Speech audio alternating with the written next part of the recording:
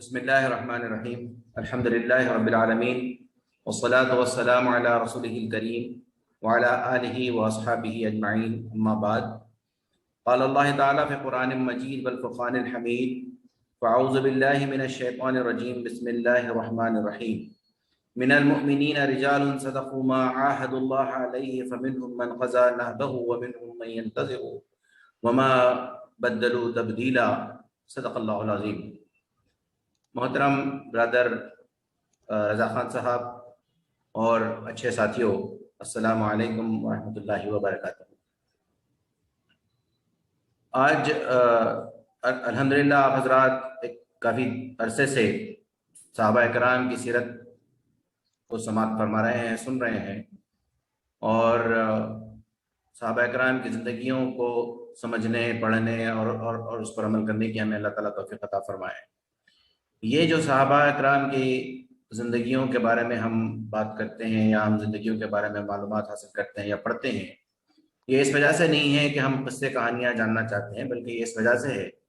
کہ ان صحابہ کرام کی زندگیوں کا کچھ پرسنٹیج ایٹ لیسٹ ہماری زندگیوں میں بھی ہم لانے کی کوشش کریں۔ یہ دراصل اس بات کی کوشش ہے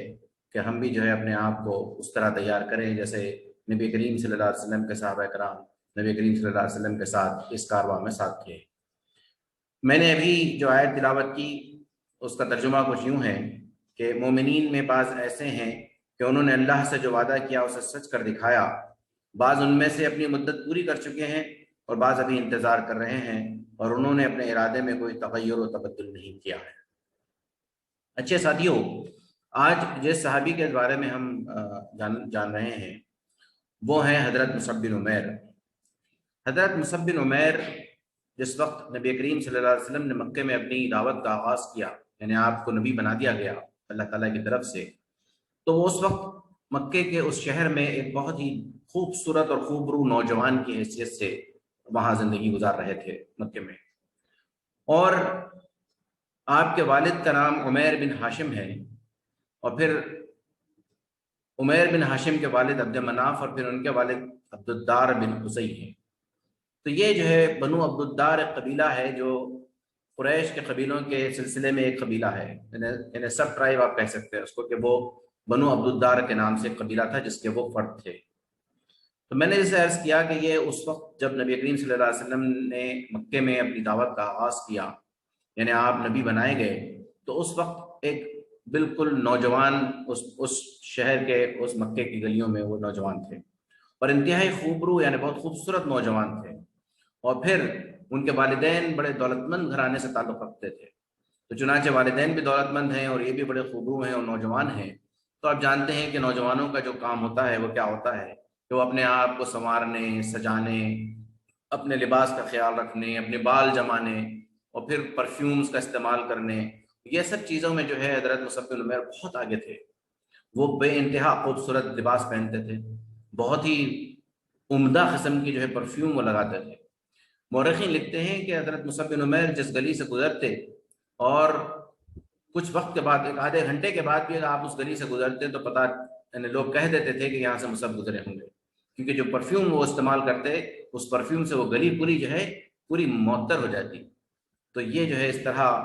وہ بہت ہی ناز کے ساتھ، بہت ہی جو ہے والدین کے پیار اور لاڑ کے ساتھ جو ہے اپنی پرورش میں آگے بڑھ رہے تھے، اور مورخین لکھتے ہیں کہ اتنے اعلیٰ درجے کے عمدہ کپڑے آپ پہنتے تھے کہ ایک ایک جوڑے کی قیمت 200 درہم کے برابر ہوتی تھی، اور 200 درہم کوئی معمولی رقم نہیں ہے میرے دوستو۔ آج کے دور میں بھی معمولی رقم نہیں ہے 200 درہم اگر آپ کیلکولیٹ کریں گے، لیکن اس دور میں تو بہت زیادہ رقم مانی جا سکتی ہے جو 200 درہم کا ایک جوڑا وہ آپ پہنتے تھے۔ اور چونکہ ایک نوجوان ہیں، لاڑ اور پیار میں پل رہے ہیں، اور ان کے دن بھر کا کام ہی کچھ یہ ہے کہ اپنے آپ کو سنوارے، سجائے، اپنے آپ کو اچھا رکھیں، تو لازمی بات ہے کہ وہ بھی جو ہے بڑے نرم اور نازک قسم کی طبیعت رکھتے تھے۔ وہ خود بھی جو ہے بڑے ملائم قسم کے آدمی تھے، اگر کوئی ان سے ہاتھ ملاتا تو بہت ہی جو ہے ملائم جو ہے شخصیت تھی، اور نہ صرف نرم و نازک قسم کا جو ہے کی پرسنالٹی تھی، بلکہ ان کا جو کیریکٹر تھا وہ بھی انتہائی پاکیزہ کیریکٹر تھا۔ جس طرح وہ اپنے آپ کو संवारते थे, सजाते थे और जो है अपने आप को बेहतरीन कपड़ों में मलबूस करते थे, ठीक उसी तरह वो अपने कैरेक्टर को भी पाक रखते थे। उनकी जो सीरत थी इंतहाई पाकीज़ा सीरत थी। तो चुनांचे जब नबी करीम सल्लल्लाहु अलैहि वसल्लम ने ऐलान नबूवत फरमाया और आपने एक अल्लाह की तरफ लोगों को दावत दी, तो इस दावत से ऐसा नौजवान जो बहुत ही खूबरू और खूबसूरत नौजवान है और जिसकी सीरत बड़ी पाकीज़ा और साफ सुथरी सीरत है, वो मुतासिर हुए बगैर नहीं रह सकता था। तो चुनांचे बहुत ही इब्तदाई दौर में जिस वक्त नबी करीम सल्लल्लाहु अलैहि वसल्लम मक्के में दावत दे रहे थे, तो वहाँ एक अरकम बिन अबी अरकम के नाम से एक शख्स, एक सहाबी थे जिनका घर थोड़ा सा बड़ा था। तो नबी करीम सल्लल्लाहु अलैहि वसल्लम ने आपके घर को अपना मरकज बनाया हुआ था, अपना सेंटर बनाया हुआ था। तो चुनाचे उस मरकज पर, उस सेंटर पर हजरत मुसअब बिन उमैर अपने आप पहुंचते हैं और पहुंचकर नबी करीम सल्लल्लाहु अलैहि वसल्लम के दस्ते मुबारक पर आपके हाथ पर इस्लाम कबूल करते हैं और ईमान ले आते हैं। तो यानी आप ऐसे नौजवान हैं जो बहुत ही इब्तदाई दौर में इस्लाम आपने कबूल किया था। दोस्तों, हजरत मुसअब बिन उमैर ने जब इस्लाम कबूल किया तो अपने इस्लाम को उन्होंने पोशीदा रखा, छुपाया रखा, उसका ऐलान नहीं कर दिया माशरे के अंदर, सोसाइटी के अंदर कि मैंने इस्लाम कबूल कर लिया है। मौरखीन उसके दो वजूहात लिखते हैं। एक वजह उसकी यह है कि आपकी जो माँ थी हजरत मुसअब बिन उमैर की, जिनका नाम खन्नास बिनत मालिक लिखा जाता है किताबों के अंदर, खन्नास बिनत मालिक जो उनकी माँ थी वो बहुत ही आपको चाहती थी, अपने इस बेटे को बहुत चाहती थी, बहुत लाड़ो प्यार से उनकी परवरिश कर रही थी। और चुनाचे उस चाहत की वजह से हजरत मुसअब बिन उमैर को एक अच्छी खासी रकम जो है उनकी पॉकेट मनी के लिए मिला करती थी। तो चुनाचे वो ये नहीं चाहते थे कि उनकी वो पॉकेट मनी कट हो जाए, काट दी जाए, क्योंकि वो जैसे ही इस बात का ऐलान करते कि वो इस्लाम कबूल कर चुके हैं, तो उनकी माँ तो इस्लाम कबूल नहीं की थी, वो तो कट्टर काफिरा थी। तो इस बात का खदशा था कि वो जो पॉकेट मनी उनको मिलती है वो फौरी तौर पर बंद हो जाएगी, और वो ये नहीं चाहते थे। और वो ये चाहते थे कि वो जो पॉकेट मनी है वो उन मुसलमानों की जो उस वक्त उनके दीनी भाई थे मक्के के अंदर, उनको जो है उससे फायदा पहुंचे, उस पैसे से उनको जो है कुछ मदद मिल जाए, ये उनका मकसद था। तो इस वजह से उन्होंने अपने इस्लाम को छुपाए रखा और उन्होंने ऐलान नहीं किया कि मैं जो है मुसलमान हो गया हूँ। एक और बड़ी वजह जो लिखी जाती है वो ये है कि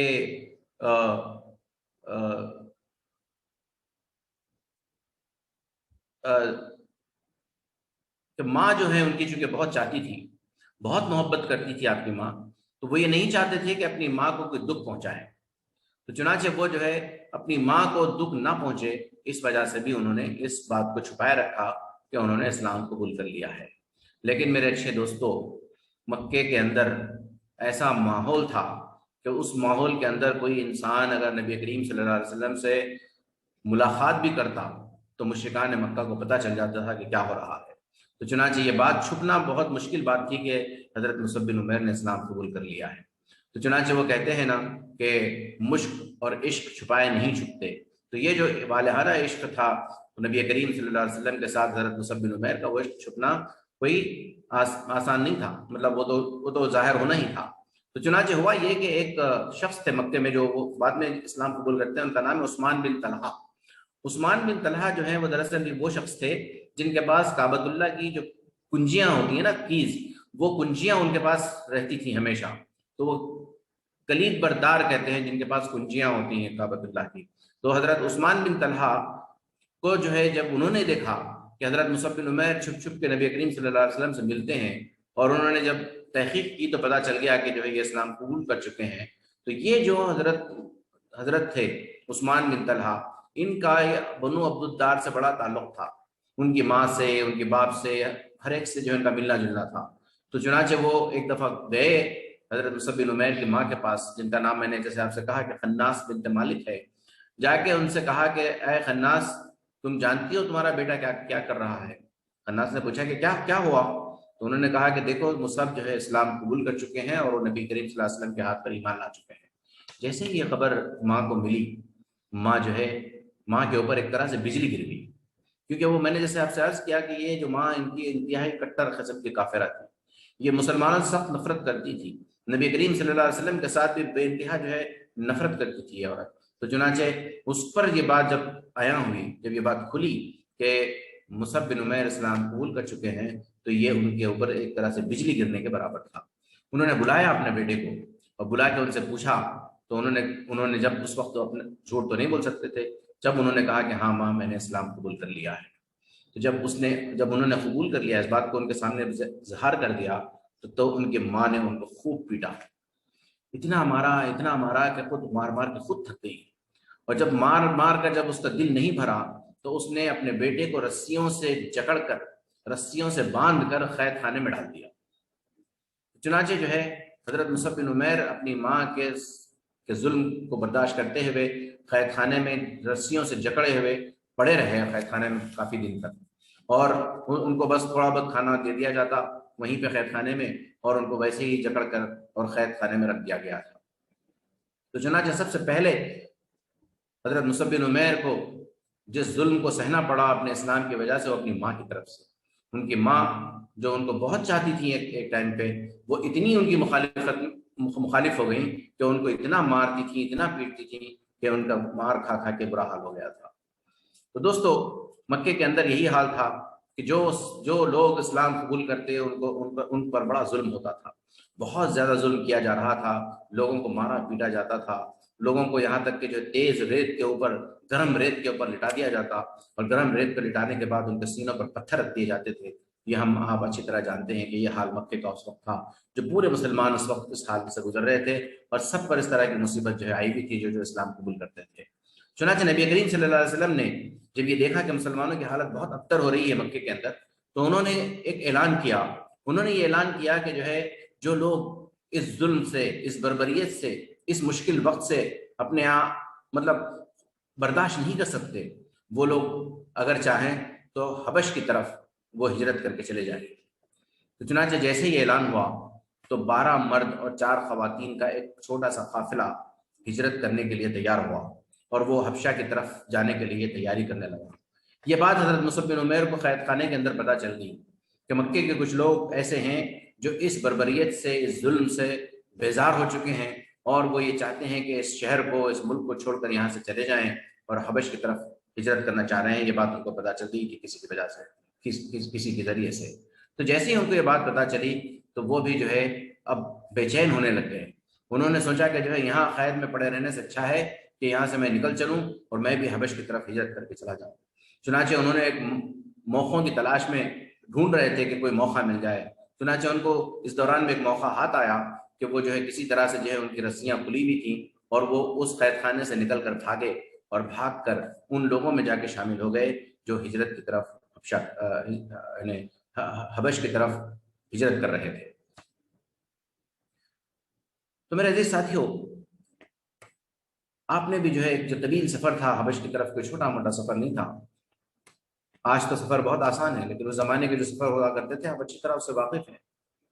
تو اس سفر کے لیے وہ تیار ہوئے اور وہ ان لوگوں کے ساتھ شامل ہو کر سیدھا حبش کی طرف چلے گئے، اور وہاں حبش میں جانے کے بعد وہاں لازمی بات ہے کہ وہ ملک نیا، وہ شہر نیا جہاں وہ رہ رہے تھے، ہر چیز وہاں کی نہیں، راستوں کا پتہ نہیں، زبان کا پتہ نہیں۔ تو آپ سوچ سکتے ہیں، آپ سمجھ سکتے ہیں کہ کتنی مشکلوں کا سامنا کرنا پڑا ہوگا۔ یعنی جب لوگ اپنے ملک کو چھوڑ کر کسی دوسرے ملک کی طرف جاتے ہیں تو آج اس ترقی یافتہ دور میں بھی جا کر لوگ بڑے پریشان ہوتے ہیں، حالانکہ آج ساری سہولتیں موجود ہیں، لیکن اس زمانے میں کوئی سہولت موجود نہیں تھی، کوئی خاص لوگوں کو جو ہے چیزیں میسر نہیں تھی، لیکن اس کے باوجود لوگ جب سفر کرتے تو لازم بات ہے کہ وہاں کی جو مشکلات ہیں اس کو سہنا پڑتا تھا۔ چنانچہ حضرت مصعب بن عمیر ان مشکلات کو وہاں سہ رہے تھے، حالانکہ وہ اتنے ناز و نام سے اور اس نے اتنے جو ہے لاڑ و پیار سے اپنے گھر میں پرورش پائی تھی کہ وہ کبھی کوئی پریشانی ان پر سے نہیں گزری تھی۔ تو چنانچہ وہ 3 مہینے وہاں گزارے، اور 3 مہینوں کے بعد ایک ایسی بات حبش تک پہنچی مکے کی جانب سے کہ جو افواہ تھی، افواہ یہ تھی کہ کسی نے یہ بات وہاں اڑا دی کہ جو ہے مکے کے اندر سارے کے سارے لوگ اسلام قبول کر لیے ہیں، جتنے مشرک تھے مکے کے وہ سب کا سب اسلام قبول کر لیے ہیں، یا یہ بات وہاں پہنچی کہ مکے کے لوگ اب مسلمانوں کو نہیں ستاتے، نہیں ان کو تکلیفیں دیتے، اب مسلمان بڑے آرام سے مکے میں رہ رہے ہیں۔ تو یہ جب بات پتہ چلی تو حضرت مصعب بن عمیر نے سوچا کہ چلو پھر مکہ واپس چلتے ہیں اگر ایسا معاملہ ہے۔ تو چنانچہ وہ وہاں سے مکہ واپس آئے، لیکن جب مکے کے قریب پہنچے تو جب انہیں اندازہ ہوا کہ جو یہاں تو حالات اور بگڑ گئے ہیں، وہ حالات نہیں ہیں جو پہلے تھے بلکہ اور بگڑے ہوئے ہیں، اچھے تو نہیں ہوئے بلکہ اور بگڑ گئے ہیں، یہاں تو مسلمانوں کے اوپر وہی ظلم اور وہی بربریت اور وہی جو ہے مشکلات کا سامنا ہے۔ تو جب یہ بات انہیں پتہ چلی تو بڑا ان کو افسوس ہوا کہ میں کیوں حبش سے واپس آیا۔ چنانچہ اب مکے میں داخل تو ہونا تھا، تو جب مکے میں ایک قانون تھا، وہ قانون یہ تھا کہ اگر کوئی شخص شہر چھوڑ کر باہر چلا جاتا اپنے سے، تو جب وہ واپس آتا تو پھر اس کو داخل ہونے نہیں دیا جاتا جب تک کہ کوئی اس کا اسپانسر نہ ہو، کوئی اس کا کفیل نہ ہو۔ تو چنانچہ ایک کفیل، جو آج بھی ہم سعودی عرب میں سنتے ہیں کہ کوئی کفیل ہمارا ہوتا ہے، جب وہ کفالت کرتا ہے تو ہم سعودی عرب کو جا سکتے ہیں، وہ جب ویزا دیتا ہے تو ہم سعودی عرب میں جا سکتے ہیں۔ تو اس وقت سے یہ سمجھ لیجئے کہ نظام چلا آ رہا ہے کہ خود جب مصعب بن عمیر جو خود مکے کے رہنے والے شخص تھے، ان کو جب مکے میں دوبارہ واپس انٹری لینی تھی تو ان کی انٹری کو پابندی لگ گئی تھی اور وہ آ نہیں سکتے تھے۔ تو چنانچہ ان کے ایک دوست تھے جن کا نام تھا نذر بن حارث، نذر بن حارث کو انہوں نے کانٹیکٹ کیا اور ان سے کہا کہ بھائی تو مجھے اپنی اسپانسرشپ دے دے۔ تو چنانچہ نذر بن حارث نے انہیں اسپانسرشپ دی اور ان کی اسپانسرشپ میں حضرت مصعب بن عمیر واپس مکے کے اندر داخل ہوئے۔ تو دوستو، حضرت مصعب بن عمیر پھر جب واپس آئے تو لازم بات ہے یہاں وہی جو مشکلات تھیں، جو بربریت تھیں، جو تکالیف تھی مسلمانوں کو، ان تکالیف میں ان کو رہنا تھا اور وہ رہ رہے تھے۔ اور اس دور میں اس دوران میں ان کے بھائی ابو روم بن عمیر ہیں، وہ بھی اسلام قبول کر چکے تھے، وہ ان کا بڑا ساتھ دیتے رہتے تھے۔ تو بہرحال وہ جو ہے مکے میں موجود تھے، لیکن جو ہے ان کی ماں کا برتاؤ ان کے ساتھ ویسے ہی تھا۔ ان کی ماں ان کے ساتھ وہی گالی گلوچ کرتی، ان کو برا بھلا کہتی، ان پر لعن طعن کرتی اور ان کے ساتھ بدسلوکی کرتی، ہمیشہ ان کے ساتھ وہی رویہ رکھی رہی تھی۔ تو چنانچہ نبی کریم صلی اللہ علیہ وسلم نے پھر ایک بار اعلان کیا کہ جو لوگ اس ظلم کو سہنے سے بیزار ہیں، وہ نہیں سہ سکتے، وہ لوگ پھر ایک بار ہجرت کر کے حبشہ کی طرف چلے جائیں۔ تو یہ دوسری بار جو ہے مسلمانوں کا ایک قافلہ تیار ہوا جو ہجرت کی طرف حبشہ کی طرف ہجرت کرنے کے لیے تیار ہوا۔ اس دفعہ دوستو جو لوگ تیار ہوئے، اس میں 80 مرد اور 19 سے 20 خواتین موجود تھے، یعنی تقریباً لگ بھگ 100 لوگوں کا جو ہے یہ قافلہ تیار ہوا جو اس وقت مکہ چھوڑ کر ہجرت کر کے حبش کی طرف جانا چاہتا تھا۔ آپ اندازہ لگائیے کہ پہلے جب ہجرت ہوئی تھی تو اس وقت صرف 12 مرد اور 4 خواتین، یعنی صرف 16 افراد نے جو ہے مکہ چھوڑ کے گئے تھے۔ اب کے بار 100 افراد نے یہ طے کر لیا تھا کہ وہ مکہ چھوڑ کر حبش کی طرف ہجرت کر کے چلے جائیں گے۔ تو اس سے معلوم یہ ہوتا ہے کہ وہاں جو ظلم اور جو بربریت اور جو مشکل جو ماحول تھا وہ اور مزید اضافہ ہو چکا تھا، لوگ بے انتہا تکلیف میں زندہ رہ رہے تھے۔ تو اسی وجہ سے 100 لوگوں نے طے کر لیا کہ جو ہے اس مکے کو چھوڑ کر یہاں سے ہم چلے جاتے ہیں، کیونکہ اس جگہ رہنے سے حاصل کیا ہے کہ جہاں صرف تکلیف کے علاوہ کوئی دوسری چیز نہیں ہے۔ تو چنانچہ دوسری دفعہ جب ہجرت ہو رہی تھی اس قافلے کی، اس دوسری دفعہ بھی ہجرت کرنے کے لیے حضرت مصعب بن عمیر اس قافلے میں شامل ہوئے اور پھر سے ہجرت کر کے حبشہ کی طرف چلے گئے۔ اب دوستو اس بار جب وہ وہاں گئے ہیں تو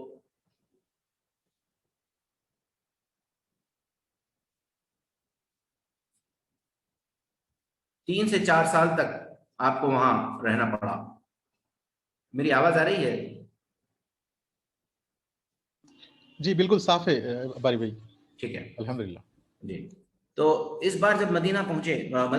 اس بار جو ہجرت کر کے وہ حبشہ پہنچے تو یہاں ان کو کافی لمبا عرصہ رہنا پڑا۔ اب یہ جب وہاں سے حبشہ سے ان کی جب لوٹنے کا وقت آیا تو یہ وہ وقت تھا جب مدینے کو ہجرت کرنے کے لیے بس نبی کریم صلی اللہ علیہ وسلم 3-4 سال باقی تھے ایک طرح سے، تب وہ جو ہے وہاں سے لوٹ کر آئے واپس دوسری بار۔ تو آپ اندازہ کیجئے کہ ایک بار آپ نے ہجرت کیا، دوسری بار آپ نے ہجرت کی حبش کی طرف، اور اب جب وہاں سے لوٹ کر آئے اتنا لمبا عرصہ وہاں گزرنے کے بعد، تو وہ جو مصعب بن عمیر جو نوجوانی میں تھے، وہ مصعب بن عمیر اب نظر نہیں آتے تھے۔ اب چونکہ اتنا عرصہ اپنے ملک سے، اپنے شہر سے باہر رہنے کے وجہ سے جو تکلیفیں ان کو اٹھانی پڑی، ان تکلیفوں کی بنا پر وہ جو ان کے چہرے کا جو کیا کہتے ہیں کہ جو چیز تھی وہ غائب تھی، وہ جو رانائی جس کو ہم اردو میں کہتے ہیں چہرے کی، وہ بالکل نہیں تھی۔ اور وہ جو کپڑے اتنے زبردست وہ پہنا کرتے تھے، 200 درہم کے کپڑے پہنا کرتے تھے، اب جب وہ حبشہ سے واپس آئے تھے تو انتہائی بوسیدہ اور موٹے کپڑے پہنے ہوئے تھے، اور نہ صرف موٹے کپڑے پہنے ہوئے تھے بلکہ ان کے کپڑوں پر پیوند بھی لگے ہوئے تھے۔ تو یہ جو ہے حال تھا، اور جسم اور ان کا ہاتھ، جیسے میں نے عرض کیا تھا کہ بہت ہی نرم اور ملائم ان کے ہاتھ تھے، لیکن جب وہ حبشہ سے واپس آئے لوٹ کر تو نرم اور ملائم ہاتھ جا کر ان کے موٹے اور کھردرے ہاتھ ہو گئے تھے، کیونکہ وہاں رہ کر ان کو پتہ نہیں کیا محنت اور مزدوری کرنی پڑی، کس قسم کا کام ان کو سخت کرنا پڑا کہ جو ہے جس کی وجہ سے ان کے جسم کی حالت تبدیل ہو گئی، اور کس طرح ان کو وہاں اپنا گزارا کرنا پڑا کہ وہاں جو ہے موٹا گھاٹا کھانا اور موٹے گھاٹے کپڑے پہنتے تھے اور ویسے ہی اپنی زندگی گزار رہے تھے۔ تو چنانچہ جب وہ لوٹ کر آئے اور نبی کریم صلی اللہ علیہ وسلم سے ان کی ملاقات ہوئی مکے میں، تو نبی کریم صلی اللہ علیہ وسلم کے آنکھوں میں آنسو آ گئے جب اس نوجوان کو انہوں نے دیکھا، اور انہوں نے وہ تاریخی الفاظ ان کے لیے کہے کہ انہوں نے کہا کہ چند سال پہلے میں اس نوجوان کو دیکھا تھا کہ سارے مکے میں اس سے بڑھ کر ناز و نعمت کا پروردہ، خوش رو، خوش پوشاک اور آسودہ حال کوئی نہیں تھا، لیکن آج اللہ اور رسول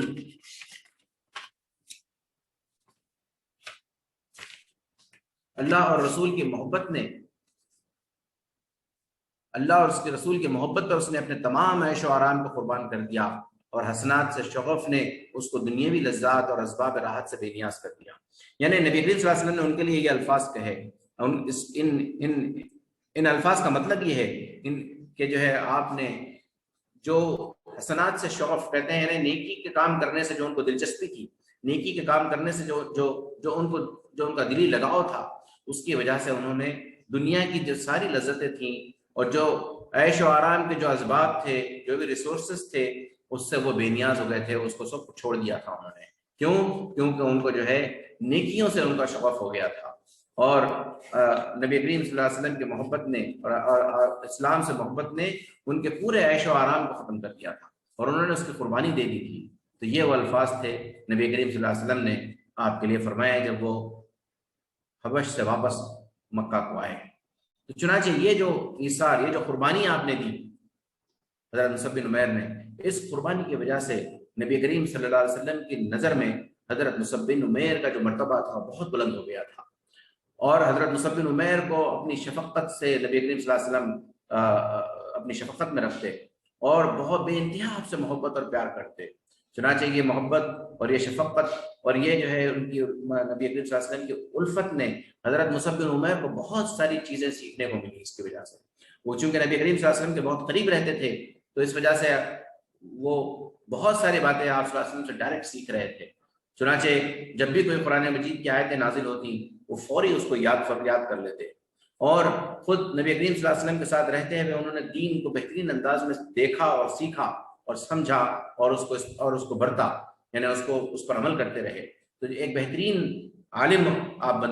بن رہے تھے، ایک بہترین قرآن کے حافظ آپ بن رہے تھے، کیونکہ جو قرآن نازل ہوتا وہ اس کو یاد کر لیتے، حفظ کر لیتے۔ اور پھر نبی کریم صلی اللہ علیہ وسلم کے ساتھ رہتے ہوئے وہ دیکھتے کہ آپ صلی اللہ علیہ وسلم فیصلے کیسے کرتے تھے، کیسے جو ہے ڈیسیجنز لیتے تھے، کوئی چیز مسئلہ کو پیش آ جاتا۔ تو چنانچہ فقہ کے ایک بہترین عالم آپ جو ہے تیار ہو رہے تھے۔ تو آپ نہ صرف حافظ قرآن بن رہے تھے بلکہ ایک بڑے عالم دین بن رہے تھے، نہ صرف بڑے عالم دین بن رہے تھے، ایک بہترین فقی کے طور پہ جو ہے یہ نوجوان مکے کے اندر ابھر رہا تھا۔ اور پھر آپ صلی اللہ علیہ وسلم کے ساتھ رہتے ہوئے دعوت و تبلیغ کا جو کام آپ صلی اللہ علیہ وسلم کر رہے تھے، وہ بھی اس کو بڑے غور سے دیکھ رہے تھے اور اس کو بھی سیکھ رہے تھے۔ تو چنانچہ ایک بہت بہترین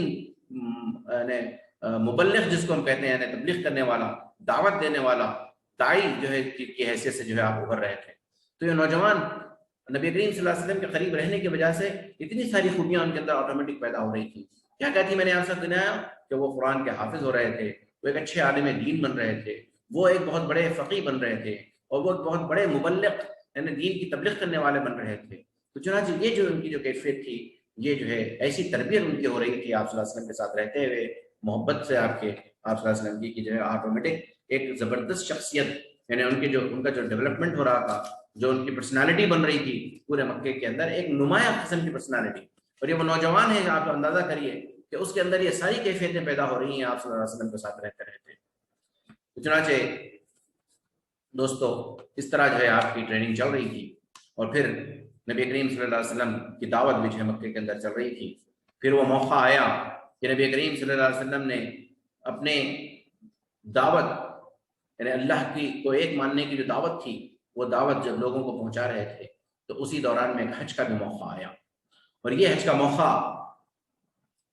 یہ وہ وقت تھا کہ یہ آپ صلی اللہ علیہ وسلم کے نبی بنائے جانے کے 10واں سال تھا، اور یہ 10واں سال بھی دوستو نبی کریم صلی اللہ علیہ وسلم کی نبوت کا جو 10واں سال ہے وہ بڑا عجیب و غریب سال ہے، اور مکے کے اندر بڑی تاریخ کی حیثیت، بلکہ اسلام کے اندر، اسلام کی تاریخ کے اندر اس سال کو بڑی اہمیت حاصل ہے۔ 10واں سال جو ہے انہیں ایسا سال ہے کہ جس میں نبی کریم صلی اللہ علیہ وسلم بہت زیادہ مشکلات سے دوچار ہوئے۔ ہوا یوں کہ جو ہے آپ جانتے ہیں کہ پورا ایک سوشل بائیکاٹ کر دیا گیا تھا آپ صلی اللہ علیہ وسلم کے ساتھ اور آپ کے پورے خاندان کے ساتھ۔ تو شیبہ ابی طالب کے نام سے ہم اس کو یاد کرتے ہیں۔ وہ شیبہ ابی طالب جو ہے اسی 10ویں نبوت میں ختم ہوئی تھی، اس 10ویں سال میں ختم ہوئی تھی، اور اس مشکل گھڑیوں سے جیسے ہی آپ صلی اللہ علیہ وسلم باہر نکلے تو نکلنے کے کچھ ہی دن کے بعد آپ کے چچا حضرت ابو طالب جو تھے، جو آپ کے ہمیشہ جو ہے آپ کے ساتھ سائے کی طرح رہتے تھے، ان کا انتقال ہو گیا۔ نہ صرف ابو طالب کا انتقال ہوا بلکہ آپ کی جو زوجہ محترمہ، آپ کی جو وائف تھیں حضرت خدیجہ الکبریٰ، جن کو آپ بے انتہا پیار کرتے تھے، ان کا بھی انتقال ہوا۔ تو چنانچہ یہ اس طرح کے مشکل حالات پے در پے ایک کے بعد ایک آنے کی وجہ سے آپ صلی اللہ علیہ وسلم بڑے رنجیدہ رہتے تھے، بڑے غمزدہ رہتے تھے اپنے آپ میں۔ تو چنانچہ انہوں نے اس سال کا جو 10واں سال ہے نبوت کا، اس کو آپ نے عام الحزن کا نام دیا۔ عام کہتے ہیں سال کو عربی زبان میں، اور حزن کہتے ہیں غم کو، تو غموں کا سال جو ہے قرار دیا آپ نے اس 10ویں سال کو، جو نبوت کا سال تھا، 10واں سال تھا۔ تو چنانچہ اس 10ویں سال میں جب حج کا موسم آیا اور حاجی جب آ کے مکے میں ڈیرے لگا لگا کر ٹھہرنے لگے، تو حج کے موقع پر نبی صلی اللہ علیہ وسلم کا یہ طریقہ تھا کہ وہ ایک ایک ڈیرے میں جاتے، ایک ایک قبیلے کے پاس جاتے اور ان کو اسلام کی دعوت دیتے۔ تو چنانچہ اب یہی کام کر رہے تھے اور لوگوں کو جو ہے اب دین کی دعوت دے رہے تھے، لیکن ماحول کچھ ایسا ہو گیا تھا کہ ویسے وقت میں کوئی ایک شخص بھی جو ہے آپ کی بات سننے کو تیار نہیں تھا۔ اتنی محنت سے، بڑی جو ہے محبت سے آپ دعوت پیش کر رہے تھے، لیکن کوئی آپ کی دعوت کو سننے کے لیے تیار نہیں تھا۔ پورے مکے کے اندر جو ہے، جو مکے کے جو لوگ تھے وہ بھی آپ کے خلاف بڑا پروپیگنڈا کر رہے تھے کہ ان کی بات نہ سنو۔ وہ لوگوں میں اعلان کرتے پھرتے تھے کہ ہمارے ہاں ایک شخص ہے جو ایسی بات کرتا ہے، تم لوگ اس کی بات نہ سنو۔ تو چنانچہ لوگ جو ہے بالکل کان نہیں دھر رہے تھے، لوگ بالکل بھی جو ہے آپ کی بات کو سن نہیں رہے تھے۔ تو ایسے موقع پر آپ صلی اللہ علیہ وسلم ایک کنویں پر پہنچے جہاں پر کچھ لوگ پانی بھر رہے تھے۔ انہوں نے دیکھا کہ وہاں جو لوگ آئے ہوئے ہیں وہ یثرب سے، یعنی مدینہ جو آج ہم کہتے ہیں، ابھی چونکہ ہجرت ابھی نہیں ہوئی ہے آپ صلی اللہ علیہ وسلم کے مدینے کو، تو مدینے کا نام ابھی مدینہ نہیں تھا، بلکہ یہ نام آپ صلی اللہ علیہ وسلم نے ہجرت کے بعد رکھا۔ تو مدینے کا نام جو ہجرت سے پہلے جو تھا وہ کیا تھا؟ یثرب تھا۔ تو یثرب سے جو ہے کچھ لوگ وہاں آئے ہوئے تھے اور وہ لوگ وہاں پانی بھر رہے تھے۔ تو نبی صلی اللہ علیہ وسلم جب وہاں پہنچے تو انہوں نے ان لوگوں سے اسلام کی بات کی، انہوں نے ایک اللہ کو ماننے کی ان سے بات کی، اور آپ صلی اللہ علیہ وسلم نے انہیں بتایا کہ میں اللہ کا بھیجا ہوا پیغمبر ہوں، میں اس کا نبی ہوں، تو مجھے پیغمبر مان لو۔ تو جب یہ بات ان اصحاب کے کانوں میں پڑی کہ یہ اللہ کے نبی ہیں، اللہ کے رسول ہیں، تو ان کے کان کھڑے ہو گئے۔ وہ اس لیے کھڑے ہو گئے دوستو کہ یہ لوگ چونکہ یثرب سے آئے ہوئے تھے اور یثرب کے اطراف میں یہودی بستیاں موجود تھیں، اور وہ یہودی بستیوں میں یہ بات مشہور تھی کیونکہ ان لوگوں کے پاس اس بات کا علم تھا، ان کی کتابوں میں بات لکھی ہوئی تھی کہ ایک نبی آنے والے ہیں اور وہ وقت آ چکا ہے۔ تو اکثر ان لوگوں کو جو مدینے کے رہنے والے تھے، یعنی یثرب کے رہنے والے تھے، ان لوگوں کو اس بات سے ڈراتے تھے وہ یہودی لوگ کہ عنقریب ایک ہمارے پاس ایک نبی، ایک رسول آنے والے ہیں، اور وہ جب آ جائیں گے تو ہماری طاقت بہت بڑھ جائے گی، اور جب ہماری طاقت بہت بڑھ جائے گی تو ہم تمہارا جو ہے خلاقمہ کر دیں گے، تم کو ختم کر دیں گے۔ تو یہ بات وہ اکثر کہتے تھے۔ تو چنانچہ یہ یثرب کے جو لوگ آئے تھے، انہوں نے جب یہ بات سنی، جو 6 لوگ تھے، انہوں نے آپس میں مشورہ کیا۔ انہوں نے کہا کہ جو ہے جس بات سے ہم کو یہودی ڈراتے آئے ہیں اب تک کہ ایک نبی آنے والے ہیں اور وہ نبی جب آ جائیں گے تو ہماری طاقت دگنی ہو جائے گی اور ہم تم کو ختم کر دیں گے، ہمیں یہ لگتا ہے کہ وہ نبی یہاں آ چکے ہیں، تو جب وہ یہ آ چکے ہیں تو کیوں نہ ہم آگے بڑھ کر ان کو قبول کر لیں اور ہم ان کے ساتھ ہو جائیں اور ہم وہ طاقت بنا لیں جو یہودی جس طاقت سے ہمیں ڈراتے تھے۔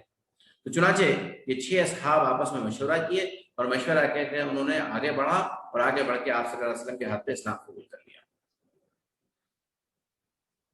میرے اچھے دوستو، میں نے جیسے آپ سے عرض کیا کہ یہ وقت تھا کہ آپ صلی اللہ علیہ وسلم بڑے غمگین تھے، آپ کے خود فیملی میں یہ حادثات ہو گئے تھے کہ آپ کے چچا جو آپ کی ہمیشہ پرورش کرتے تھے، آپ کا دیکھ بھال کرتے تھے، ان کا انتقال ہو گیا تھا، آپ کی بیوی کا انتقال ہو گیا تھا، اور وہ جو سوشل بائیکاٹ تھا وہ جسٹ ختم ہوا تھا، جو بڑی مشکل وقت اس میں گزرا تھا، اور پھر دعوت کا کام آپ صلی اللہ علیہ وسلم مسلسل کر رہے تھے، لیکن کوئی آپ کی بات کو سننے کے لیے تیار نہیں تھا۔ ایسے میں 6 افراد جو قبیلہ خزرج کے تھے، یثرب کے، انہوں نے جب اسلام قبول کیا تو آپ صلی اللہ علیہ وسلم بہت خوش ہوئے، بہت خوش ہوئے، اتنا خوش ہوئے کہ اندازہ ہم نہیں کر سکتے کہ آپ کو کتنی مسرت ہوئی، کیونکہ ان لوگوں نے، یہ 6 افراد نے آپ کے دل کو خوش کر دیا تھا اسلام قبول کر کے۔ تو آپ صلی اللہ علیہ وسلم ان 6 افراد کو اسلام کی دعوت کے بعد جب وہ قبول کیے تو لوٹ کر واپس آئے۔ اب یہ 6 افراد حج کے بعد جب یثرب چلے گئے تو انہوں نے وہاں اپنے محلوں میں، اپنے خاندان میں اس بات کا ذکر کیا کہ یہودی جس نبی سے ہم کو ڈراتے ہیں وہ نبی تو آ چکے ہیں، وہ تو اس وقت مکے میں موجود ہیں، اور ہم نے ہماری ان سے ملاقات ہوئی ہے، اور ہم نے انہوں نے جو دین کی ہم کو دعوت دی ہم نے اس کو قبول کر لیا ہے۔ تو ان لوگوں نے یہ کیا کہ اپنے لوگوں کو جو ہے اس بات سے اطلاع کی کہ جو ہے یہ اس طرح کا معاملہ مکے میں ہو چکا ہے اور وہ نبی آ چکے ہیں۔ تو اس بار ان لوگوں نے یہ کیا کہ جب اگلے سال پھر جب حج کا موقع آئے گا تو ہم لوگ دوبارہ جائیں گے اور دوبارہ ہم ان سے ملاقات کریں گے نبی صلی اللہ علیہ وسلم سے، اور ایک بڑی ٹیم بن کے ہم جائیں گے۔ چنانچہ یہ 6 افراد جو اور لوگوں کے ساتھ بھی ملاقات کیے اور لوگوں نے تیار ہوئے، تو اگلے سال جو ہے تقریباً 12 افراد کی ایک ٹیم جو ہے وہاں سے آئی۔ 12 لوگ آئے جو مکے کے بڑے جلیل القدر لوگ تھے، بڑے وہاں کے اچھی سوسائٹی کے میں اچھے مانے جانے والے لوگ تھے۔ وہ 12 افراد جو ہے آئے اور آ کر وہ 11ویں سال میں نبوت کے نبی کریم صلی اللہ علیہ وسلم سے ملاقات کیے اور آپ کے ہاتھ پر اسلام قبول کیا۔ اب جب یہ 11 افراد نے اسلام قبول کیا، انہوں نے نبی کریم صلی اللہ علیہ وسلم سے یہ گزارش کی، یہ ریکویسٹ کی کہ یا رسول اللہ ہم اسلام تو قبول کر لیے، اب ہم یثرب کو واپس بھی چلے جائیں گے، تو ہم کو وہاں پر اسلام کے بارے میں باتیں بتانے والا، ہم کو سکھانے والا، سمجھانے والا کوئی تو ہونا چاہیے۔ تو آپ کیوں نہ ہمارے ساتھ کسی ایک ایسے معلم کو جو ہمیں تعلیم دے، جو ہم کو سمجھائے اسلام کے بارے میں، کیوں نہ آپ ہمارے ساتھ بھیج دیں۔ تو یہ مشورہ آپ صلی اللہ علیہ وسلم کو بڑا اچھا لگا، اور آپ صلی اللہ علیہ وسلم نے اپنے صحابہ کرام پہ نظر ڈالی کہ بھئی ان کو بھیجا جا سکتا ہے یثرب، تاکہ جو ہے ان جو نئے لوگ اسلام قبول کیے ہیں ان کو جو ہے اسلام کے بارے میں، قرآن کے بارے میں ان کو بتائیں باتیں اور ان کو دین سکھائیں۔ تو چنانچہ جب آپ نے نگاہ ڈالی تو آپ کی نگاہ سیدھا جا کر حضرت مصعب بن عمیر پر ٹکی۔ میرے اچھے دوستو، آپ جانتے ہیں کہ وہاں اس وقت حضرت ابوبکر صدیق موجود ہے، حضرت عمر فاروق جیسی شخصیت موجود ہے، حضرت عثمان غنی جیسی شخصیت موجود ہے، حضرت علی جیسی شخصیت وہاں موجود ہے، اور بڑے بڑے صحابہ کرام وہاں مکے کے اندر موجود ہیں۔ لیکن اس کے باوجود آپ صلی اللہ علیہ وسلم کی جو نگاہ جا کر جو ٹکتی ہے تو وہ اس نوجوان پہ ٹکتی ہے جو مصعب بن عمیر ہے۔ اور دوست وہ اس وجہ سے ہے دوستو کہ میں نے جیسے آپ سے کہا تھا کہ حضرت مصعب بن عمیر نبی کریم صلی اللہ علیہ وسلم کے اتنے قریب رہ رہے تھے کہ وہ ایک قرآن کے حافظ بن رہے تھے، ایک عالم دین بن رہے تھے، ایک بہترین فقیہ بن رہے تھے، ایک بہت بہترین مبلغ بن رہے تھے، دین کی تبلیغ کرنے والے۔ تو لہٰذا ایک ایسے ہی شخص کی ضرورت تھی جن کو ان کے ساتھ بھیجا جاتا اور وہ ان کی جو ہے وہاں پر تربیت کرتے اور ان کو دین سکھاتے۔ تو چنانچہ پہلا معلم جو بھیجا گیا یثرب کو، وہ جو حضرت مصعب بن عمیر کی شکل میں بھیجا گیا، اور جو ہے یہ 11 افراد حضرت مصعب بن عمیر کو لے کر یثرب پہنچتے ہیں۔ اب آپ دیکھیے کہ یثرب پہنچنے کے بعد حضرت مصعب بن عمیر خالی نہیں بیٹھے، وہاں جیسے ہی وہ پہنچے تو وہاں کے لوگوں کے اندر دین کی دعوت کا کام شروع کر دیا۔ تو چنانچہ ایک شخص تھے حضرت اسد بن زرارہ، جو نبی کریم صلی اللہ علیہ وسلم کے ہاتھ پر اسلام قبول کر لیے تھے، آپ کے دست مبارک پر ایمان لا لیے تھے۔ وہ حضرت اسد بن زرارہ آپ کو لے کر مختلف جگہوں پہ جاتے اور مختلف لوگوں سے آپ کی ملاقات کراتے اور لوگ جو ہے ان کی باتوں کو سنتے۔ چنانچہ حضرت مصعب بن عمیر کی جو سادگی تھی، جو ان کی سمپلسٹی تھی، جو ان کی پاکیزگی تھی، جو ان کی انکساری تھی، اور جو ان کی زبان اتنی میٹھی تھی، اتنی گفتگو بڑی پیار سے کرتے تھے لوگوں سے، اور آپ کے جو اخلاق تھے، جو آپ کا کیریکٹر تھا وہ بہت ہائی لیول کا تھا۔ تو چنانچہ ایسی شخصیت جب گھوم رہی ہے گلیوں کے اندر، محلے کے اندر، اور لوگوں سے ملاقاتیں کر رہی ہے تو لوگ ان سے متاثر ہونا شروع ہو گئے، لوگ ان سے انفلوئنس ہونا شروع ہو گئے۔ چنانچہ ان سے انفلوئنس ہوتے ہوئے لوگ جو ہے اسلام کو قبول کرنے لگ گئے۔ تو جب لوگ کچھ وہاں اسلام قبول کر رہے تھے تو اس وقت جو ہے وہاں ایک قبیلہ تھا، بنو عبد الاشحل کا ایک قبیلہ تھا، جو اوس کے قبیلے کا ایک شاخ تھی۔ اس کے سردار تھے حضرت سعد بن معاذ، اور ان کے ایک وائس تھے، یعنی سیکنڈ پرسن، وہ تھے حضرت اسید بن حضیر۔ ان دونوں نے یہ دیکھا، حضرت سعد بن معاذ اور اسید بن حضیر نے، کہ کوئی نیا شخص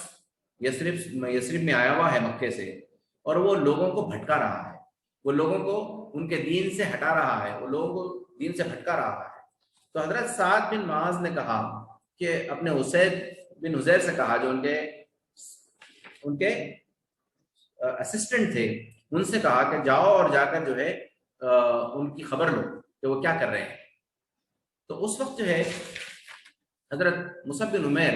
حضرت اسد بن زرارہ کے ساتھ بنو عبد الاشل کا ایک کھجور کا باغ تھا، اس باغ میں بیٹھے ہوئے تھے اور لوگوں کو دین سکھا رہے تھے۔ تو چنانچہ حضرت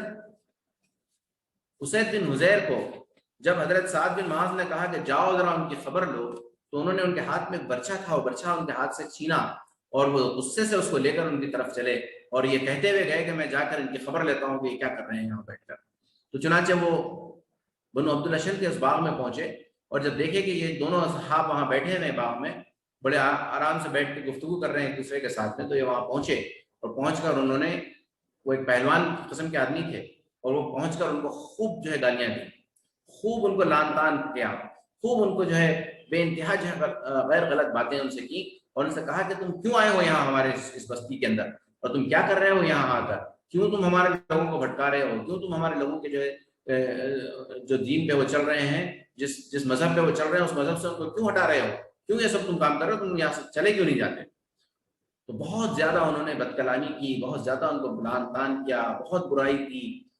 لیکن حضرت مصعب بن عمیر خاموش سنتے رہے۔ اور جب وہ خوب یہ کر جانے کے بعد حضرت مصعب بن عمیر نے ان سے کہا کہ میرے بھائی، اگر آپ کے پاس وقت ہے تو آپ 2 منٹ تشریف رکھیے، میں آپ سے کچھ بات کرنا چاہتا ہوں، کچھ گفتگو کرنا چاہتا ہوں، اگر آپ کو میری بات سمجھ میں آ جائے، اگر آپ کو میری بات اچھی لگے تو ٹھیک ہے، اور اگر آپ کو میری بات اچھی نہیں لگتی ہے تو ہم خود یہاں سے چلے جائیں گے۔ تو حضرت اسید بن حضیر نے جب حضرت مصعب بن عمیر کی یہ بات سنی تو ان پر بڑا اثر ہوا۔ انہوں نے کہا کہ بھائی میں جس شخص کی میں اتنی برائی کر رہا تھا، جب سے جس کو میں گالیاں دے رہا تھا اتنی دیر سے، وہ شخص کتنی عزت کے ساتھ اور کتنی جو ہے نرم انداز میں میرے ساتھ گفتگو کیا، تو ان کا دل جو ہے پسیج گیا۔ اور انہوں نے، چونکہ پہلوان آدمی تھے اس سمے بھی تھے، تو انہوں نے ان کے ہاتھ میں جو برچہ تھا وہ برچے کو وہیں زمین میں ایسے زور سے گاڑا پھنسا دیا زمین میں، اور ان کے سامنے بیٹھ گئے اور بولے بولو تم کو کیا بولنا ہے۔ حضرت مصعب بن عمیر نے ان سے کہا کہ دیکھیے کہ ہم مکے کے گلیوں میں جب ہم پیدا ہوئے تو ہم جو ہے جھوٹ بولتے تھے، ہم جو ہے بے انتہا دھوکہ دیتے تھے، ہر چیز میں ہم جو غلط کام کرتے تھے، یعنی ہمارا براٹ اپ جو ہوا وہ بہت ہی غلط انداز سے چل رہا تھا، اور یہ سالوں سے ایسا ہوتا آ رہا تھا، لیکن ہم ہی میں سے ایک شخص کو اللہ نے اپنا رسول چنا، اور حضرت محمد صلی اللہ علیہ وسلم ہمارے بستیوں میں پیدا ہوئے، اور انہوں نے ہم کو جو ہے ان ساری باتوں سے منع کیا، انہوں نے ہم کو جھوٹ بولنے سے منع کیا، انہوں نے ہم کو دھوکہ دینے سے منع کیا، انہوں نے ہم کو اچھی اچھی باتیں سکھائیں کہ ہم کیسے جو ہے اپنی زندگی میں ان اچھی باتوں پر عمل کریں۔ تو ہم آج کل وہ چھوڑ کر ہم یہ عمل کرتے ہیں، اور وہ شخص کہتے ہیں کہ وہ اللہ کے بھیجے ہوئے رسول ہیں، تو ہم نے ان کو اللہ کا رسول مانا اور ہم ان کے دین یعنی اسلام کو قبول کیا، اور اب ہم جو ہے یہ برائی کے پورے کام چھوڑ دیے ہیں اور ہم اپنی زندگیوں کے اندر اچھے کام کرتے ہیں۔ تو حضرت مصعب بن عمیر کو بڑی بات اچھی لگی یہ ساری کچھ۔ پھر حضرت مصعب بن عمیر نے قرآن کی کچھ آیتیں ان کے سامنے پڑھی، اور جب قرآن کی آیتیں ان کے سامنے پڑھی گئیں تو وہ عربی جانتے تھے، قرآن کی زبان کو جانتے تھے، ان آیتوں کو جب انہوں نے سنا تو ان کے چہرے کا رنگ بدلنے لگا۔ حضرت اسد بن زرارہ جو ان کے بازو بیٹھے ہوئے تھے وہ دیکھ رہے تھے کہ اس شخص کا جو ہے چہرہ بدل رہا ہے، تو وہ قرآن ان کے دل پر اثر کیا اور وہ جو ہے اس سے بڑے متاثر ہوئے، اور پھر انہوں نے کہا کہ بھئی تم نے تو بڑی اچھی بات کی اور تم نے بڑی اچھی باتیں ہم کو بتائیں، اچھا یہ تو بتاؤ کہ تمہارے اس دین میں داخل ہونے کا طریقہ کیا ہے۔ حضرت مصعب بن عمیر نے کہا کہ کوئی بڑی چیز نہیں ہے، بہت سمپل سا طریقہ ہے، وہیں ایک کنواں تھا، انہوں نے کہا آپ کنویں پہ جائیے، آپ غسل کر لیجئے، پاک صاف ہو جائیے، اور جو ہے آ جائیے، میں آپ کو کلمہ پڑھا دیتا ہوں، کلمہ پڑھ لیجئے، اس کے بعد آپ 2 رکعت نماز پڑھ لیجئے، آپ اسلام میں داخل ہو گئے۔ تو چنانچہ ہو گئے اور کنویں پہ غسل کیا اور آئے اور آپ نے کلمہ پڑھا، 2 رکعت نماز پڑھی اور اسلام قبول کر لیا۔ حضرت مصعب بن عمیر بڑے خوش ہوئے کہ جو ہے ایک آج بڑی زبردست شخصیت اسلام کے اندر داخل ہوئی۔ حضرت اسید بن حضیر نے حضرت مصعب بن عمیر سے کہا کہ دیکھیے مصعب، تمہاری بڑی اچھی باتیں، تمہاری بڑی اچھی تعلیمات ہیں، میں ایک کام کرتا ہوں کہ میں ابھی جا رہا ہوں، میں اپنے پیچھے ایک شخص کو آپ کے پاس بھیجوں گا، اگر تم اس شخص کو اسلام میں داخل کر لو گے نا تو ہمارا پورا کا پورا قبیلہ جو ہے اسلام کے اندر داخل ہو جائے گا۔ تو انہوں نے کہا ٹھیک ہے آپ بھیجیے، میں دیکھتا ہوں، میں کوشش کرتا ہوں۔ تو چنانچہ حضرت اسید بن حضیر وہاں سے گئے، اور جب سعد بن معاذ بیٹھے ہوئے تھے جو اس قبیلے کے سردار تھے بنو عبد الاشل کے، وہ دور سے دیکھ رہے تھے کہ اسید واپس آ رہے ہیں، انہوں نے اپنے ساتھ جو بیٹھے تھے لوگوں سے کہا کہ دیکھو اسید جس چہرے سے گئے تھے وہ چہرہ لے کے واپس نہیں آ رہے ہیں، اس کے چہرے میں کافی تبدیلی مجھے نظر آ رہی ہے، پتہ نہیں یہ کیا کر کے آ رہے ہیں بس۔ تو اسید آئے، آ کر انہوں نے کہا کہ دیکھو سعد، میں نے ان سے بات تو کی لیکن وہ جو ہے وہاں سے جانے کے لیے تیار نہیں ہے، بہتر یہ ہے کہ تم ہی جا کے ان کو سمجھا دو۔ حضرت سعد بن معاذ کو بڑا غصہ آیا، انہوں نے کہا میں ایک سردار اور میں نے ایک شخص کو بھیجا یہاں سے اور لوگ اس کی بات کیسے نہیں مانتے۔ تو انہوں نے حضرت اسید بن حضیر کے ہاتھ سے وہ برچہ جو ان کے تھا وہ چھینا، وہ بھی، اور لے کر وہ بھی سیدھا وہاں پہنچے اس باغ کے اندر، اور انہوں نے بھی وہاں پہنچ کر ایسے ہی ان سے لان تان کی، ویسے ہی حضرت جیسے اسید بن حضیر نے کیا تھا انہوں نے بھی ویسے ہی کیا، خوب گالیاں دی، خوب برا بھلا کہا،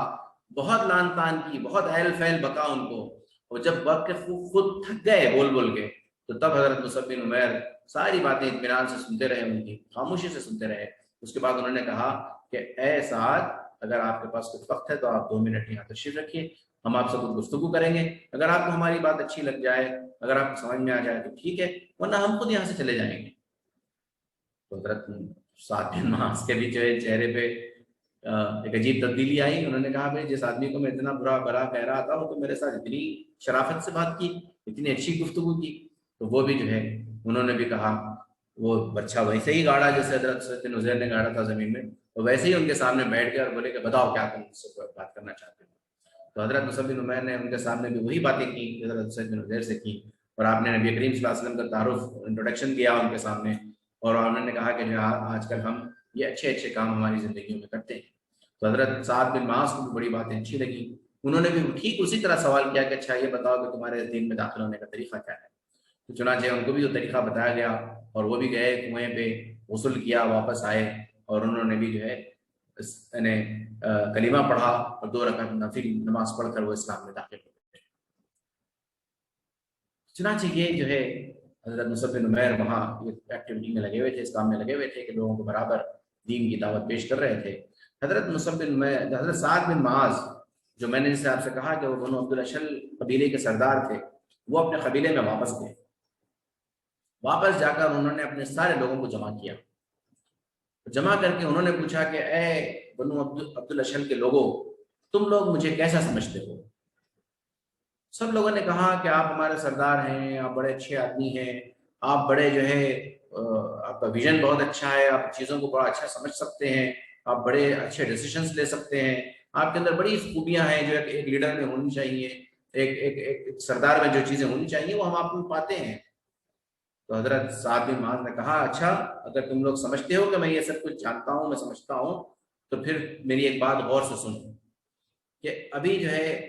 فلاں اس باغ میں وہاں ایک شخص موجود ہے، تم لوگ سب جاؤ اور ان کی باتیں سنو، اور وہ جو دین کی دعوت دے رہے ہیں اس دین کو قبول کرو۔ اور انہوں نے یہ بھی کہا کہ میں یہی سمجھتا ہوں کہ یہ باتیں بہت اچھی ہیں اور اس کو سب کا سب قبول کرنا چاہیے۔ اور پھر انہوں نے آخر میں یہ کہا کہ میں تم لوگوں سے اس وقت تک بات نہیں کروں گا جب تک تم سب کے سب اس دین میں داخل نہیں ہو جاتے۔ چنانچہ سردار کا حکم تھا قبیلے کے، لوگوں نے پہلے تو آپس میں چمویاں ہوئی، اور پھر لوگوں نے کہا کہ بھائی چلو چل کے سب سے ملتے ہیں۔ اس کے بعد ایک کے بعد ایک، ایک کے بعد ایک، ایک کے بعد ایک، کئی لوگ جو ہے اس باغ میں جاتے گئے، حضرت مصعب بن عمیر سے ملتے گئے اور اسلام میں داخل ہوتے گئے۔ تو ایک بڑی تعداد جو ہے بنو عبد الاشل کی جو اس طرح اسلام میں داخل ہوئی، اور جو ہے لوگ جو ہے اسلام قبول کرتے چلے گئے۔ اور جب لوگ اسلام قبول کرتے جا رہے تھے تو حضرت مصعب بن عمیر نہ صرف اسلام قبول کرا رہے تھے بلکہ ان کو بہت ساری چیزیں سکھا رہے تھے کہ کیسے نماز پڑھی جاتی ہے، کیسے کیا کیا جاتا ہے، کیسے اللہ کی عبادت ہوتی ہے، وہ ساری چیزیں ان کو سکھائے بھی جا رہے تھے۔ تو دعوت کا بھی کام ہو رہا تھا اور ان کی تربیت کا بھی کام ہو رہا تھا، دونوں کام وہ مسلسل کر رہے تھے۔ اب ایک اور اہم بات ہے حضرت مصعب بن عمیر کی، وہ یہ کہ جیسے میں نے آپ سے عرض کیا کہ یثرب میں وہاں کچھ یہودیوں کی بستیاں تھیں اور کچھ بستیاں جو ہے کرسچن لوگوں کی تھی، عیسائیوں کی تھی۔ تو یہ عیسائی کرسچنز اور یہ یہودی جوز یہ لوگوں کا یہ طریقہ تھا کہ ہفتے میں کسی ایک دن اپنے خدا کی سب مل کر عبادت کرتے تھے، یعنی اجتماعی طور پہ مل کر سب مل کر عبادت کرتے تھے۔ تو مسلمانوں نے جب یہ دیکھا کہ جو ہے یہ لوگ اس طرح عبادت کرتے ہیں، تو مسلمانوں کے بھی دلوں میں خواہش پیدا ہوئی کہ کیوں نہ ہم بھی ہفتے میں کسی ایک دن جمع ہوں اور ہم سب مل کر ایک اجتماعی طور پر اپنے رب کی عبادت کریں۔ تو جب یہ خواہش مسلمانوں نے ظاہر کی حضرت مصعب بن عمیر سے، حضرت مصعب بن عمیر نے خط لکھا نبی کریم صلی اللہ علیہ وسلم کو مکہ، اور انہوں نے یہ عرض کیا کہ یا رسول اللہ، ہمارے پاس مسلمانوں کی یہ خواہش ہے کہ وہ ہفتے میں ایک دن کسی ایک دن سب مل کر اللہ کے اپنے رب کی عبادت کریں۔ تو نبی کریم صلی اللہ علیہ وسلم نے جواب میں لکھ بھیجا کہ ٹھیک ہے، تم کو اجازت ہے کہ تم ہفتے میں کسی ایک دن جمع ہو جاؤ اور جو ہے سب مل کر اللہ کی عبادت کرو، اور آپ نے کلیئرلی لکھا کہ 2 رکعت نماز پڑھو اور خطبہ بھی دو، اور پھر آپ نے یہ بھی لکھا خط کے اندر، لیکن اس بات کا خیال رکھو کہ جو دن عیسائی اور یہودی جس دن عبادت کرتے ہیں ان 2 دنوں کو چھوڑ کر تم عبادت کرنا، ان 2 دنوں میں نہیں کرنا جن دنوں میں عیسائی اور یہودی عبادت کرتے ہیں۔ تو چنانچہ حضرت مصعب بن عمیر نے یہ دیکھا کہ عیسائی جو ہیں وہ سنڈے کو عبادت کرتے ہیں اور یہودی جو ہیں جوز جو ہیں وہ سیٹرڈے کو عبادت کرتے ہیں، تو حضرت مصعب بن عمیر نے یہ کیا کہ فرائیڈے کو چوز کیا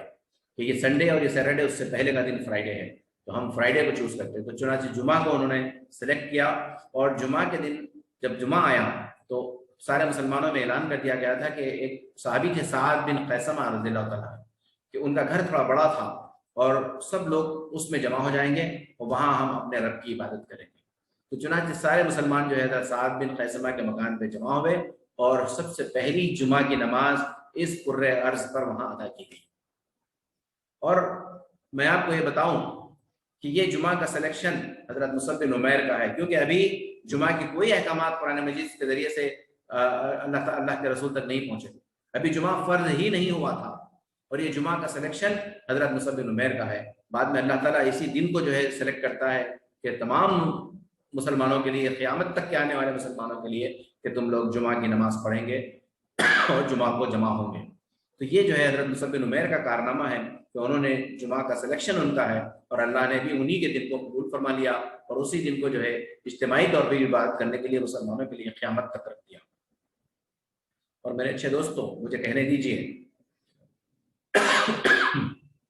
کہ آج پوری دنیا کے اندر جہاں جہاں جمعہ کی نماز ادا ہوتی ہوگی، جہاں ہو رہی ہے، اس کا جو ثواب ہے اس کا ایک حصہ ضرور حضرت مصعب بن عمیر کو ملتا ہوگا، کیونکہ یہ جمعہ کا سلیکشن ان کا اپنا سلیکشن تھا اور انہوں نے جو ہے اس کی بنا ڈالی تھی، اس کو شروعات کی تھی۔ تو دوستو،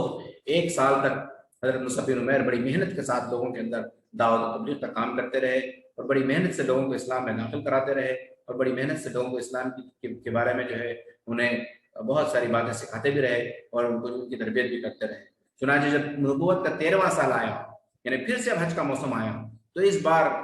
73 مرد اور 2 عورتوں کو لے کر جو مسلمان ہو چکے تھے حضرت مصعب بن عمیر لے کے چلے یہاں سے، تاکہ نبی کریم صلی اللہ علیہ وسلم سے ملاقات کی جائے۔ چنانچہ اس ٹائم پہ جو ہے یہ 75 افراد جو ہیں یہاں سے نکلے اور مکہ کو پہنچے، اور لازمی بات ہے جب مکہ میں 75 لوگوں کی ایک بڑی تعداد نبی کریم صلی اللہ علیہ وسلم سے ملنے کے لیے آئی ہے اور مکے والوں کو پتہ چل جائے تو ایک بڑی جو ہے ہنگامہ ہو جائے گا۔ تو چنانچہ یہ طے پایا کہ مکے والوں سے اس بات کو چھپائی جائے گی اور رات کے اندھیرے میں جو ہے ملاقات ہوگی۔ تو چنانچہ رات کے اندھیرے میں جو ہے ملاقات ہوئی، اور جو ہے نبی کریم صلی اللہ علیہ وسلم کو حضرت مصعب بن عمیر نے سارے سال بھر کی رپورٹ پیش کی، اور نبی کریم صلی اللہ علیہ وسلم بڑے خوش ہوئے اور بڑی محبت سے آپ کو جو ہے آپ کو گلے لگایا، اور بہت آپ کی باتیں سن کر بڑے خوش ہوتے رہے۔ اور دوستو، یہ بھی بات آپ کو پتا ہے کہ مکے میں حضرت مصعب بن عمیر کی ماں بھی تھی، تو چنانچہ 1 سال کے بعد وہ آئے تھے تو اپنے ماں کے گھر بھی چلے گئے اور ماں سے بھی ملاقات کی۔ جب ماں نے کہا کہ بیٹا تو آیا ہے میرے شہر کے اندر، میری بستی میں تو آیا ہے، لیکن تو مجھ سے ملنے نہیں آیا بلکہ تو محمد سے ملنے چلا گیا، تو حضرت مصعب بن عمیر نے کہا کہ ماں، جس شہر میں حضرت محمد صلی اللہ علیہ وسلم رہتے ہوں اور میں اس شہر میں جاؤں اور میں ان سے میرے بغیر کسی اور سے ملوں، یہ ممکن نہیں، یہ بات پاسبل ہی نہیں ہے کہ میں ایسا کروں، لہٰذا میں نے اس لیے پہلے آپ سے ملاقات کی، اس کے بعد تجھ سے ملنے آیا۔ تو ماں پھر غصہ ہوئی اپنے بیٹے پہ اور پھر ڈرانے دھمکانے لگی اور کہنے لگی کہ پھر تجھے قید خانے میں ڈال دوں گی۔ حضرت مصعب بن عمیر نے کہا کہ ماں، اب تو میں چھوٹا بچہ نہیں رہا، اگر تم مجھے قید کرنے کے لیے جس کو بھیجے گی میں اس کو میں خود دیکھ لوں گا۔ تو آپ نے دھمکی کا جواب ماں کو سختی سے دیا، اور تو ماں جو ہے سمجھ گئی کہ جو ہے یہ بچہ جو ہے ان کا بیٹا ان کے باتوں میں آنے والا نہیں ہے۔ चुनाचे दोस्तों, अब 13वां साल नबूवत का ये वो साल है कि जो है मुसलमानों को हिजरत करके मदीने की तरफ जाना है, और लोग जो है मदीने की तरफ जाने लगे, और खुद नबी करीम सल्लल्लाहु अलैहि वसल्लम भी मदीना जाने की तैयारी में जुट गए थे। हज़रत मुसअब बिन उमैर ने ये हज़रत नबी करीम सल्लल्लाहु अलैहि वसल्लम की हिजरत से ठीक 12 दिन पहले आपने मक्के को फिर से अलविदा कहा, और फिर इस बार भी हिजरत करके वो भी पूरी तरह से, अभी तो एक मिशन पे गए हुए थे, आप सल्लल्लाहु अलैहि वसल्लम ने भेजा हुआ था, लेकिन इस बार खुद से उन्होंने फिर से हिजरत की, और इस बार फाइनली उन्होंने अपने शहर को अलविदा कहा और छोड़ा, और यसरिब की तरफ चले गए, मदीने की तरफ चले गए। तो आप अंदाज़ा करिए कि 2 बार आपने हबश की तरफ हिजरत किया और तीसरी बार मदीने की तरफ हिजरत किया, तो ये जो इस तरह 3-3 बार आपने अपनी ज़िंदगी में हिजरत की है। जना जब हिजरत करके आप मदीना पहुँचते हैं और नबी करीम सल्लल्लाहु अलैहि वसल्लम भी मदीना पहुँच जाते हैं, तो वहाँ हम आप जानते हैं कि बहुत बड़ा जो काम हुआ था वो ये हुआ था कि मुवाफ़ात जिसको कहते हैं, यानी एक मक्के के मुसलमान को एक मदीने के मुसलमान जो साथी थे, दोनों को भाई भाई बनाया गया था, तो उसको मुवाफ़ात कहते हैं, ताकि एक शेल्टर मिल जाए, एक जो है एक ऐसा मकान मिल जाए मुसलमानों को जो मक्के से आए हुए थे, कि जहाँ रहकर वो अपनी ज़िंदगियों की शुरुआत करें। तो चुनाचे हज़रत मुसअब बिन उमैर को जो जिस साथी के साथ भाई बना गया, उनका नाम था हज़रत अनस बिन मालिक रज़ियल्लाहु तआला अन्हु। हज़रत अनस बिन मालिक के आपको भाई बनाए गए और वो आपके साथ रहने लगे।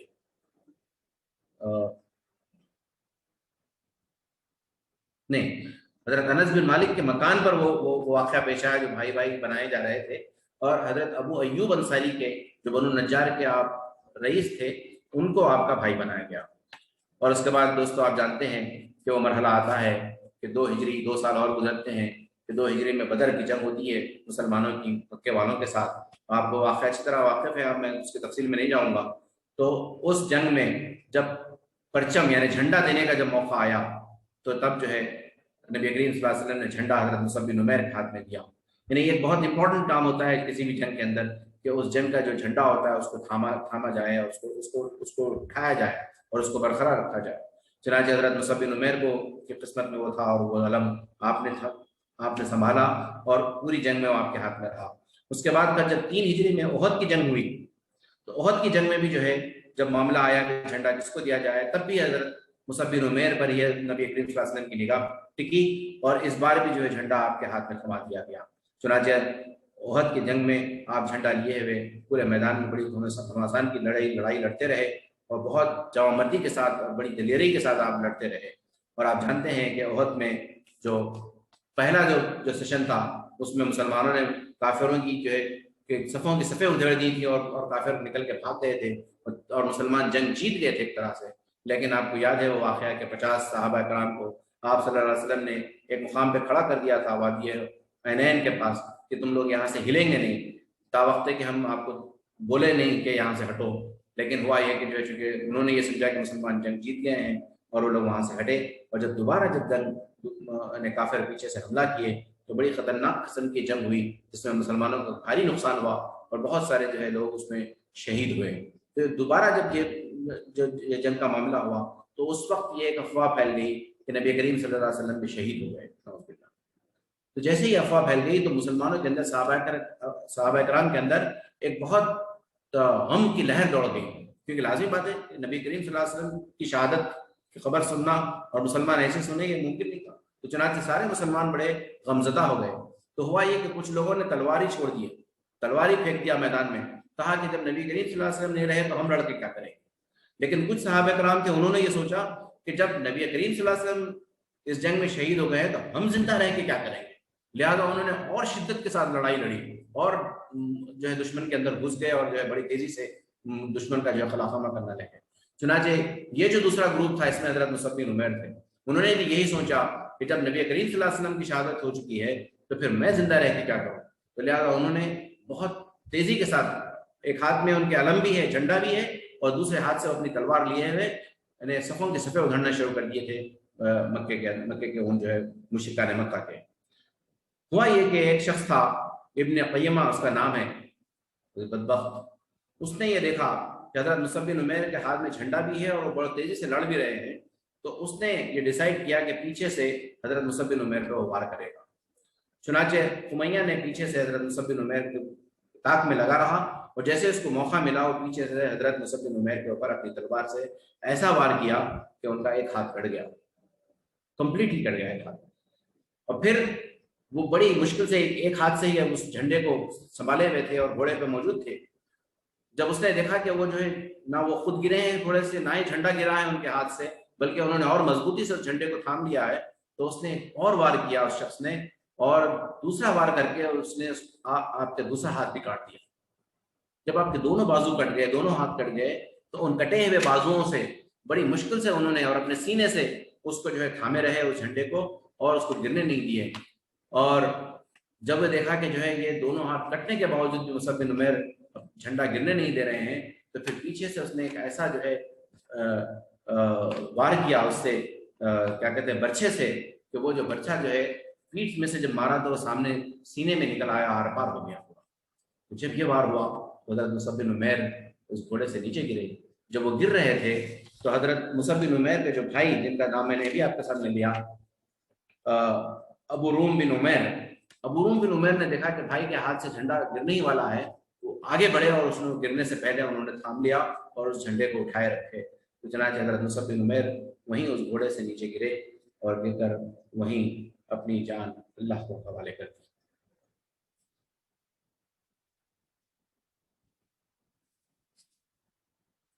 چنانچہ جب حضرت مصعب بن عمیر کی شہادت وہاں ہوئی، اور بعد میں جب شہداء کرام کو جمع کیا گیا، تو نبی کریم صلی اللہ علیہ وسلم حضرت مصعب بن عمیر کی لاش پر پہنچے، آپ کے جنازے کے پاس پہنچے، تو آپ دیکھتے ہیں کہ اس نوجوان جو کبھی مکے کی گلیوں میں بڑے زبردست لباس پہنے ہوئے، بڑے زبردست جوتے پہنے ہوئے، بڑے زبردست پرفیوم لگائے ہوئے گھومتا تھا، آج وہ جو ہے پورا خون آلود ہے، پوری جو ہے ریت اور گرد آلود اس کا پورا جسم ہے، پورا گرد میں اس کے بال اٹے ہوئے ہیں، اور وہ زمین پر پڑا ہوا ہے اور اللہ کو اپنی جان کی قربانی دے چکا ہے. تو تبھی آپ نے اس آیت کو پڑھا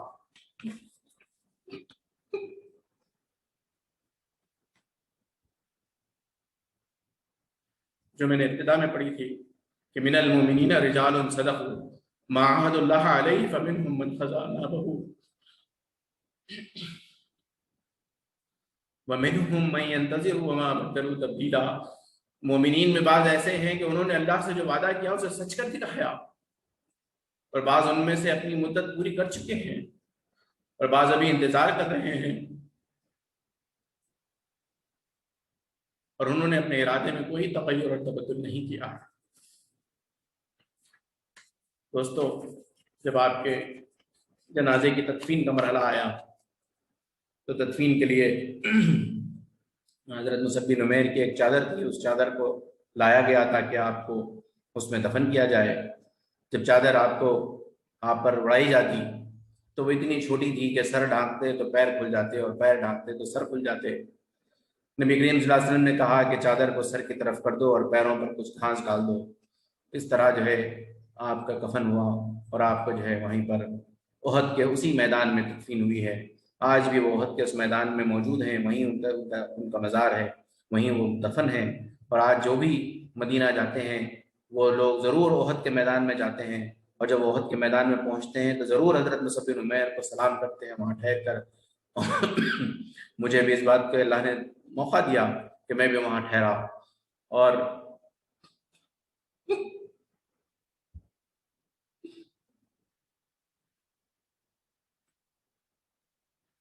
مجھے بھی انہیں سلام کرنے کا موقع ملا. عزیز ساتھیوں، یہ وہ صحابہ کرام تھے جو اپنی زندگیاں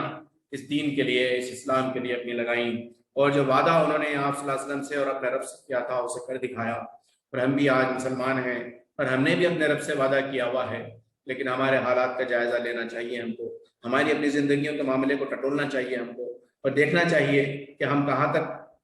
اس دین کے لیے، اس اسلام کے لیے قربانی دینے کے لیے تیار ہیں. میں اللہ تعالیٰ سے دعا کرتا ہوں کہ اللہ تعالیٰ مجھے اور آپ کو ان شخصیات کی زندگیوں سے کچھ سبق سیکھنے کا اللہ تعالیٰ ہمیں توفیق عطا فرمائے، اور اللہ تعالیٰ ہمارے اندر بھی جو ہے ان صحابہ کرام کی کچھ جھلکی کم از کم ہماری زندگیوں میں نظر آئے. اللہ تعالیٰ ہم سب کا معاملہ بالخیر فرمائیں. وصلی اللہ تعالیٰ علی خیر خلق محمد وآلہ وصحبہ اجمعین. سبحان ربک رب العزۃ عما یصفون وسلام علی المرسلین والحمد للہ رب العالمین.